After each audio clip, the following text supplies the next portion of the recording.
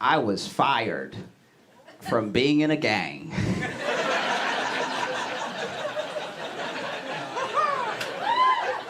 They kicked me out because I was too positive.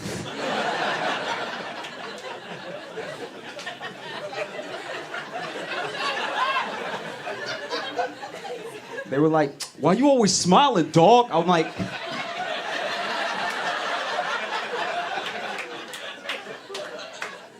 I mean, none of us are dead or in jail, and we're a gang.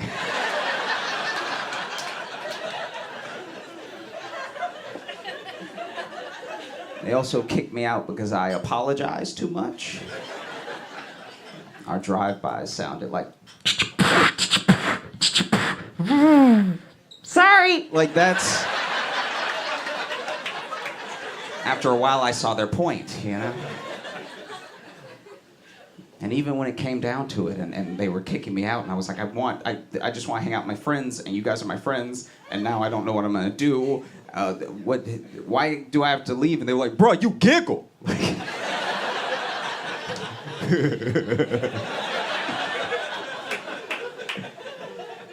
You just like a bad influence, dog. You know what I mean? Like, you over here bringing in puppies and lemonade and like...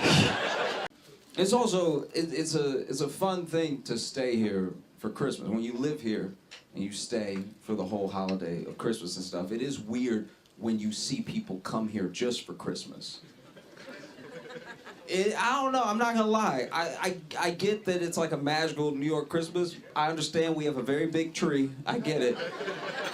But underneath all that, we're still just New York. You know what I mean? I know the lights are very pretty, but underneath those lights is just regular New York. It's still rats playing dice games, shanking each other when they go sideways. It's very jarring, you know? I don't know. And it's interesting because so much of Christmas is for kids. It's specifically for kids to enjoy, you know? And it's weird because we spend the entire season of Christmas telling kids to do the opposite of what we tell them to do all year. All year we're like, don't talk to strangers. Don't you dare talk to a stranger. If a stranger even approach you, you yell stranger danger. You let them know that they're a stranger to you. And then for the whole month of December, we're like, yeah, go sit in that old motherfucker's lap. No, it's fine, go. We make them. They don't want to do it sometimes. We're like, no, sit in his, so I can take the picture. Sit in his lap. Be still. Jeez. You know, it's harrowing. I knew a guy one time, okay, this should make me laugh the way it does, but all right, I used to work with a dude, and he would do part-time work as a Santa, but he was a black Santa. It just made me laugh how people would get to the mall and they see him and they want to be cool about it. They try so hard to be cool, but they'd also be like, so is there another mall close by? I've always felt like there's a lot of stuff around Christmas that I'm bad at, though. Like, I'm bad at wrapping gifts. I'm horrible at it in a way that's demoralizing. You know what I mean? Like, there's no quicker way when you give a gift to look like you can't read than to wrap it poorly. I'll even watch the YouTube video and I'll do all the steps with them, and I feel like there's steps they're not recorded, because then when they get done, they have a perfectly wrapped box, and I got a hexagon that looks terrible. It doesn't matter the gift. You could give the most beautiful gift. You could give someone a golden necklace for Christmas, and if you wrap it bad enough, it's gonna look like you stole it. Like, it's horrible. I use too much tape, I use too much wrapping paper, so all my gifts look like hostages. They're just extra wrapped up, like, It's horrible. I try to give myself, myself gifts sometimes, because I haven't always got the best gifts. There was one year where I'm pretty positive my dad forgot Christmas. Like, don't feel bad, I'm an adult. Just roll with me for the story, okay? So basically, I'm pretty sure he was coming to visit me, and I think he just slid everything that was on his kitchen counter into a bag. Because when he brought me these gifts, they didn't make any sense individually or all together. This was one of the craziest Christmas. Okay, so I'm little, right? And so this man gave me one AA battery. Like, I don't know what I'm supposed to do with this at all. So I even asked him, like, so what was the purpose of, and then my dad goes, you know, in life, and I know y'all know my dad, but anytime my dad just started a sentence with, you know, in life, he didn't know what else he was about to say. That was to buy himself some time. So that he was like, you know, in life, you got to remember who's in charge, you know? So I gave you that battery as a reminder, so you know you in charge of your life. I'm 11, so you in charge of your life, you know? And I was like, well, most things take 2 AA batteries. And he was like, no, that's part of the lesson, because, you know, in life, I can get you started, but I can't always get you there. I was like, all right. What's wrong with this man? This dude got me a keychain. Not a Batman keychain, not a Power Ranger keychain. He just got me the ring. Just the keychain. I'm 11. I don't have keys. I don't have any access to anywhere you don't bring me already. So you just got me rusty metal. This is terrible. This man got me a picture frame. Just the frame from Walmart. It still had the white people in it. It had a whole white family in it having a wonderful day. Just at the beach, like... Not even a picture of us, just the frame. All right. So I've started to get myself gifts, you know, just to make sure that at least one person is happy with the gift that they got me, and that's me, right? You know, I tried to gift myself something years ago. I was like, all right, let me be vulnerable, let me open up, because I used to be really laid back, and I was starting to get more and more tense every year. So I was like, you know what? I'm gonna go out on a limb, do something I've never done before. I'm gonna get myself a massage. All right? All my friends that go to spas, they can't say enough good things about it, so let me go ahead and open myself up to a new experience. I am not like a big man. And the person they got to give me my massage was the biggest man.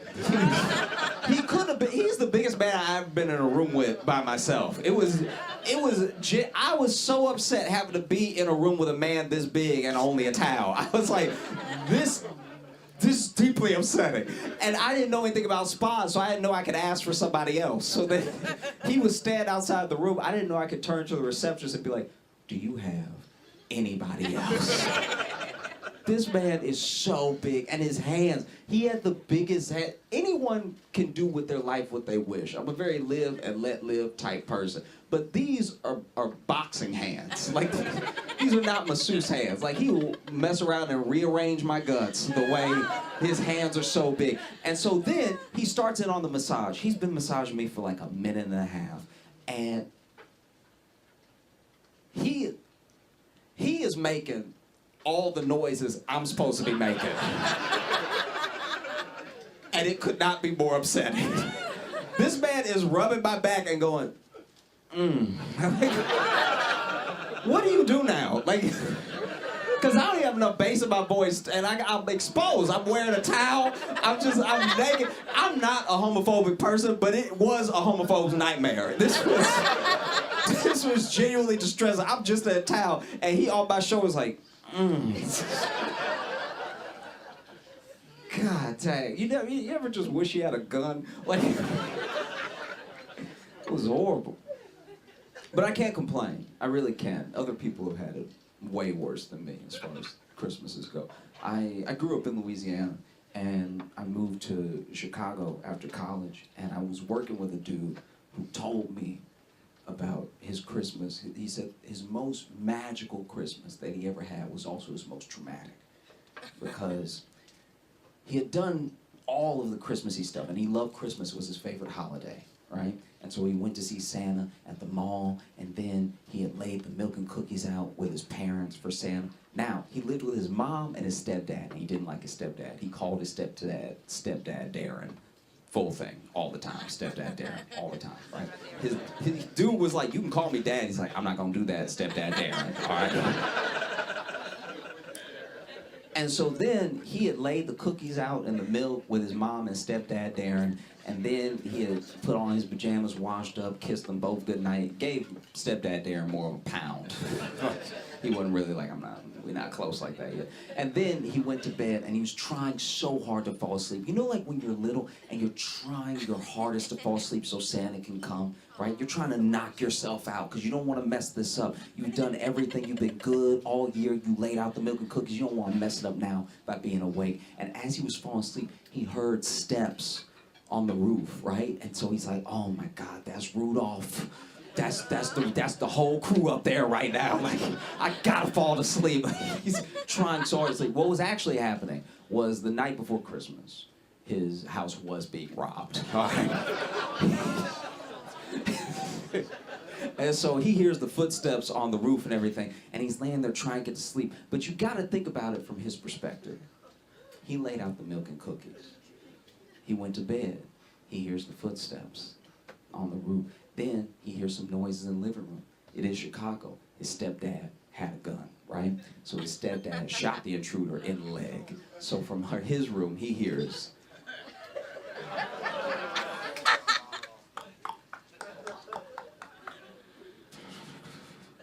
Bam! Ah! Now, in his 9-year-old mind, he's just thinking about his stepdad having the gun. He's like, this dumbass done shot Santa. I'm not getting nothing for Christmas. This is bullshit. And I don't know what's more traumatic, what he thought happened or what they did next. Because then stepdad Darren is like, okay, this kid already hates me. And now he thinks that I shot Santa. So then he convinced my buddy's mom to let him show the dude in the living room bleeding. Right? So then he's like, no, buddy, I didn't shoot Santa. He's like, yeah, you shot Santa. I heard the gunshot. You shot Santa. And he's like, no, look. And then he opened the door, and there's just a man in the living room holding his thigh, like, ow, ow. And he's like, see, that's not Santa at all. He bleeding like a bitch. Santa don't even bleed like that. You all been so great. Thank you so much. I'm Josh Allen. Have a great night.